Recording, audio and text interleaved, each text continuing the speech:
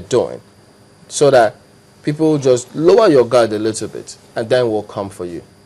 Because how could they completely forget about this? I can understand. Strange. You see, I can understand if they want to war. It's a war, the real war in Afghanistan or Iraq or Syria, whatever. Then you have that number of casualty. Not you park people whose job it is to go and bring law and order. And they were ambushed in a small place. Okay? And you now turn around to say, it doesn't bother you. You have even forgiven those who did it. You didn't even investigate, find out, establish what it is. Okay? So all of this can happen in Nigeria. At the same time, the same police are now interested in what is happening in rivers. You go and seal up, you get involved in the House of Assembly matters, go and seal up a government house, go and bring, there is something they did. What we saw on television, when a whole policeman was beating his chest, talking that he is observing law and order. They are not going to allow law and order to break down. But he did something very, very unusual. Anybody in uniform, one of the first things to respect is the flag of that nation. Whether it is Nigeria or Korea or Iceland, anywhere. The first victim of his physical action was bringing down the pole that carried Nigerian flag. Is it Nigerian flag or the Nigerian flag? Then the two PDP flags follow. Now nobody in uniform, in his right sense of mind, with the correct training, will desecrate. Whether in uniform or in mufti? I think it was in mufti. Well, he's mufti in a jacket, but he spoke to the media. He said who he was. The media said he is a plain clothes, whatever. No, that's DCP okay. Sam Okaula, so he's the Deputy Commissioner of Police. So you say bringing down the flag of Nigeria, even if it were being hoisted in a place that is illegal, is wrong? Absolutely, absolutely. Nobody in uniform with the right training will do that. It's the secretion of Nigeria. That's what you salute. You now go out of anger because you are consumed by hatred, by something. Whatever it is, imagine or real. You bring down dump the flag on the ground. You don't do that. Unless really you are not trained or your training is something else. What do you think of this fact now that, the Senate President now says, look, he doesn't mind, or the Senate will back a conference of sorts to talk about ethnic nationalities, everyone coming together to talk? Well, it's a populist move. If you want to be on the safe side, you say, yes, you believe in the national whatever. But the reality on the ground is that, how do you really do that? I'm not opposed to it.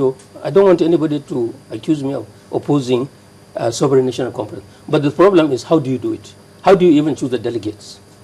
Who is going to chair it? If we are all sovereign, from the biggest tribe to the smallest tribe, we are all Isn't sovereign. the first step to say, okay, we will do it. Now, let's work out how we will do it.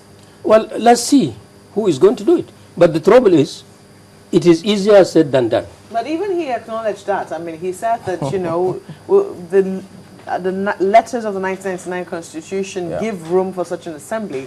But the manner and the makeup is going to stretch the letters of the Constitution, you know, to its greatest limits, as it were. What the makeup is going to be and what will be discussed and, you know, what might come out of it might stretch next. So he acknowledges that it's going to definitely be a very difficult task. But isn't this a major shift from where the Senate used to stand in terms of the National Assembly? Because maybe we should just take the Senate, because they used to talk about, you know, how they can decide on behalf of Nigerians what is good for them. After all, they represent the people, don't they? Well, I think he's being a realist. And first of all, people put all their eggs in their basket. That's the National Assembly. And people felt betrayed about one thing or the other. Something you are expecting, it doesn't happen. So when the Senate took a position against national minimum wage, the other house did something what Labour was expecting them to do. Then the same Senate cannot be completely negative on everything.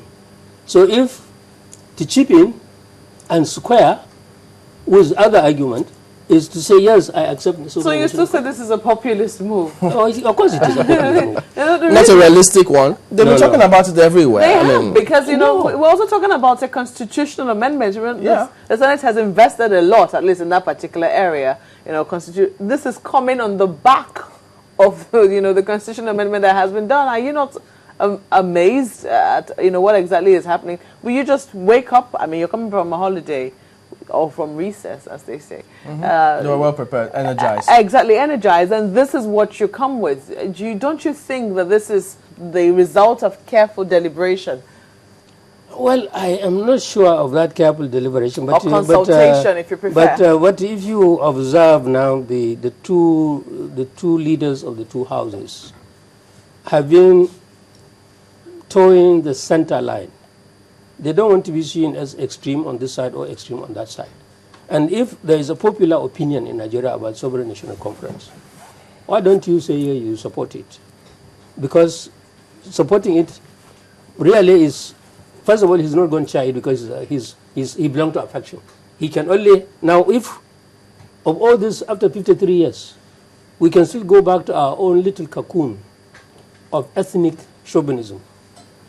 I don't want to be recognized representing a Nigerian tribe or a Nigerian religion. I am myself. That's what I'm proud of.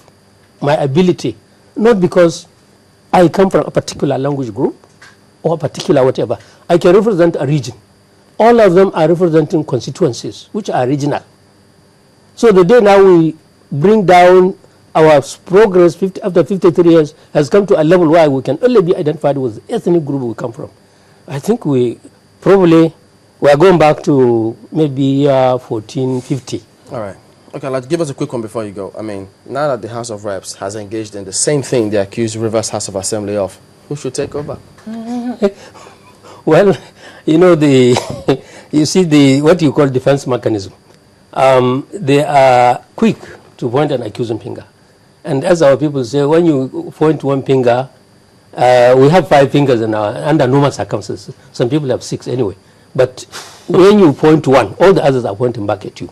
So the Rivers House of Assembly, all the other houses of assembly, even the local government council, 774 of them, they fight. The idea of cultivating democracy is yet to mature. This idea of you have the right to say something, I have the right to say something, then we debate, then we argue on superior argument. No. Does it matter that it was not, the fighting wasn't done in plenary, I mean in the chambers? Does that count for anything?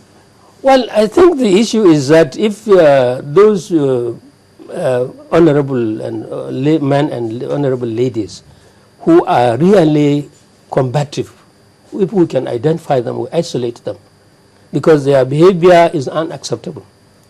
Or somebody was carrying a whole chair, and that chair is not a simple chair. Okay. He was going to use it as a missile. Right. You can imagine. All right, we'll have to let it go. Even though there are so many views today, we'll see what we can do with so many of them, but just keep them coming in. We'll read them. Don't worry. Alhaji Mohammed Othman, Public Affairs Analyst, thank you for coming on this morning. Thank you very much for inviting me. We'll return after this break. Please join us again.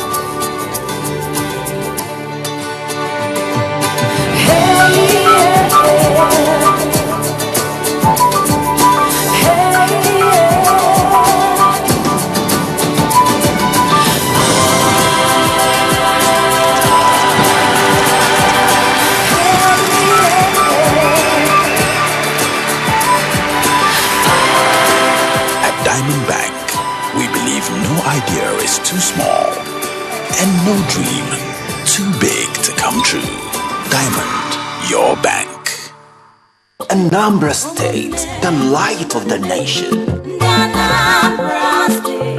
It's time to take a bold step to elect a credible leader, Dr. Ifeanyi Ubah, our man. Dr. Ifeanyi Ubah for security, industrialization, youth empowerment, employment, quality education, good health care, durable roads, world-class airport,